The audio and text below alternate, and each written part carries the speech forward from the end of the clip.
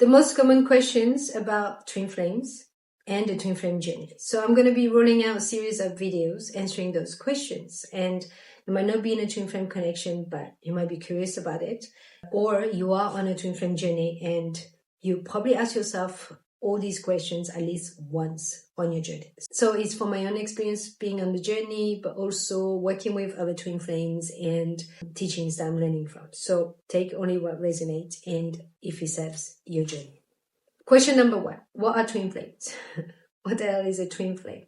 Nobody actually really knows what a twin flame is because you receive your own download. So for example, if you read different books written by twin flames, they are going to be a common thread, but they are also going to be contradicting facts. So, and they are all twin flames. So it's really specific to your journey and what downloads you receive. So from my personal understanding and experience, twin flames are a duo of souls that are working together, right? So basically you are an individuated soul and your twin flame is also an individuated soul, not half of the soul, not a split soul. They are whole soul just as you. And you have the same soul core frequency. And so you're like a pair that are working together because you share the exact same core frequency, soul frequency, right? You have many other souls in your soul family that you're working with, and you have some frequencies that you share with them, but your twin is the one that has the exact same soul frequency. So because of that, when you meet them and when you have these activations that happens in your life, in your 3D reality when you meet them, you feel this recognition of and remembrance of what it feels like to be home and to remember who you really are. Because through this meeting with your twin, it ignites within yourself this remembrance to who you really are, that you are a soul having a human experience, that you are part of source, that you are much more than this body, right? So this really strange feeling that you feel when you're around your twin, it's coming from that because they are showing you who you are through them because they are the same frequency as you. So it's like you being in another body. So this all very strange and is really about the way you would describe when you meet your twin. And one of you has the predominant masculine energy and one of you has the predominant feminine energy, and you are incarnated in a physical body and it's non-gender specific. In my case, I am the predominant feminine energy in a female body, and my masculine is the predominant masculine energy in the male body, but it can be reversed. A predominant feminine energy can be in a male body or vice versa. So it really depends on your soul plan.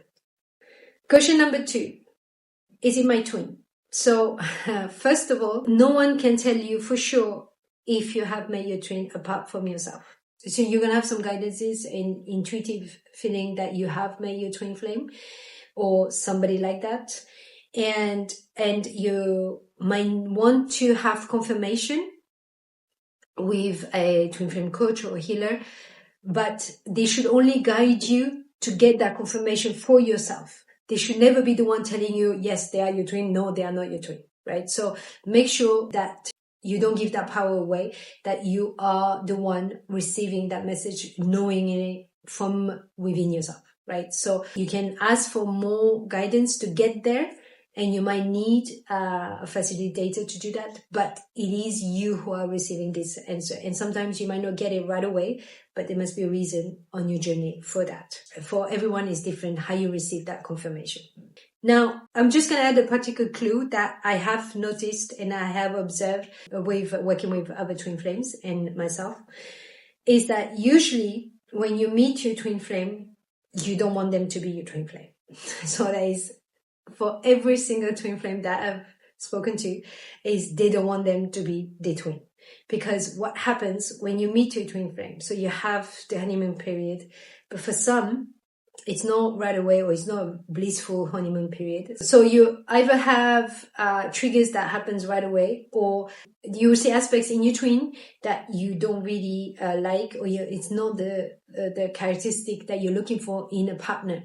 So you're not actually going to be completely taken by this person, although you have all the guidances and the intuitive feeling that this is something really strange and completely different than what you ever felt. But at the same time, there are so many aspects about them that you really don't like, and so you really don't want them to be your twin flame. And I've gone through that myself, as much as other twin flames where they like, that can't be my twin. That's not my twin, right? So that is something that I have noticed. So I don't know if it resonates with you, but it does happen almost automatically when you have met your twin. You don't want them to be your twin. And because you don't realize that the aspects that you reject, that you don't like about them, they are actually the aspects that are within yourself already, that you reject, but you're not aware of it. And so you think it's just them, not you. So these reflections are already part of your activation and recognition to your twin flame. But that's only my observation. So question number 3, what is the purpose of the twin flame connection? So first and foremost, the purpose of the twin flame connection is your own awakening journey, right?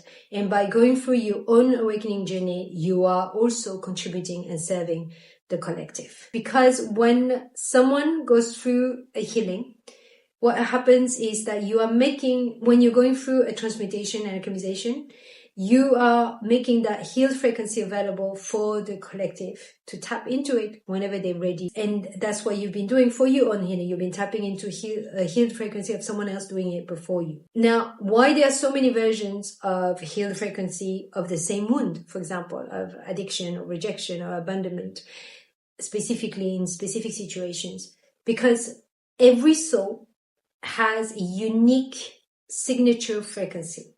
And so whenever you are going through a healing, the healed frequency has a specific signature of your soul. So it's still slightly different than somebody else's healing, right? So there are there's infinite versions of the same, let's say, wound, just because everybody is unique in their soul frequency. And so this adds to the expansion of all that is. Right? So that is your individual purpose. Now, when you are in physical union, you also have a common mission. So for all the twin flames, it's about the embodiment of your healed state, of your healed being, which is anchoring new templates, changing paradigms of the new way of living.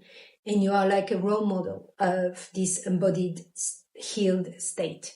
Now, so for some twin flames, you also have a specific common mission. So for some couples, you just embody that conscious relationship, that really new paradigm of what it means to be in a loving relationship, right? Now, for some twin flames, you have a very specific mission that you wanted to accomplish together in physical union in this lifetime. And it doesn't mean you're better or you're special. It just you chose on a soul level to experience that. Right? So you wanted to experience it first for yourselves, and then by doing that, you are also contributing to the collective. But it's a personal choice on a soul level, right? And you would have received your common mission or your common purpose at some point on your journey. That is at the beginning of your journey, or in the middle of your journey, or at the end of your journey, you would have received that download, and as much as the feminine and the masculine. So question number 4. Why the twin flame journey is so intense and so hard? So, as I said, your twin and you have the same core frequency, right? The same soul core frequency.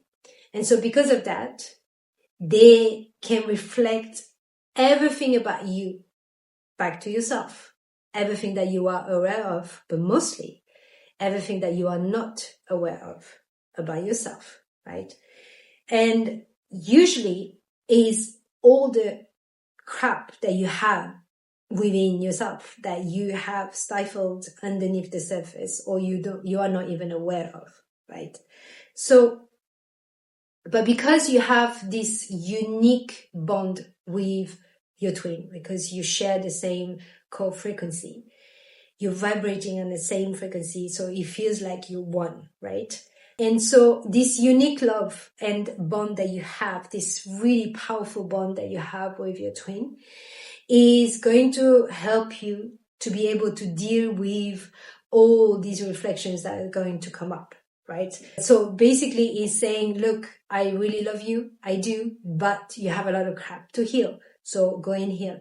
And again, I love you, but you need to go and heal. I love you, but please go and heal. Basically, so all the triggers, it's that, is I love you, but. And so the more healing that you're going to go through, the more crap you're going to transmute, you're going to be able to bring this amazing, powerful, unique love from the 5D, from the soul level to the 3D. But to do that, you need to go through this healing, right? And that's why it's so intense and it's so difficult.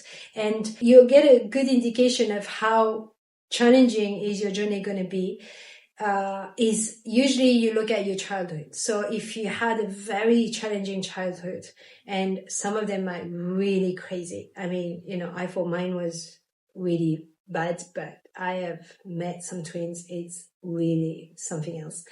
So these ones, you know that your journey is going to be challenging because it means that you've gone through a lot of imprinting to make sure that you are going to look at all the wounds and the limiting beliefs they were in your soul history, right? And you've done it in one lifetime where you have re-imprinted so many of them so you could work through them, right? That is the purpose of the difficult childhood, right? So just be aware that, okay, difficult childhood, very difficult childhood, intensity of your journey and also the length of your journey, because the healing is going to be a long one. But keep in mind, it's like the rubber band effect. The further you go into the suffering and the pain, which was your very difficult childhood, then the further into the light you are going to go when you transmute and you alchemize all of that. So it's as much as into the darkness you go, the further you will go into the light. So it's not about, again, being superior or better than everybody else. It's just the plan that you chose. And also in the way you want it to impact the collective through your own healing journey. So that's a personal choice on a soul level.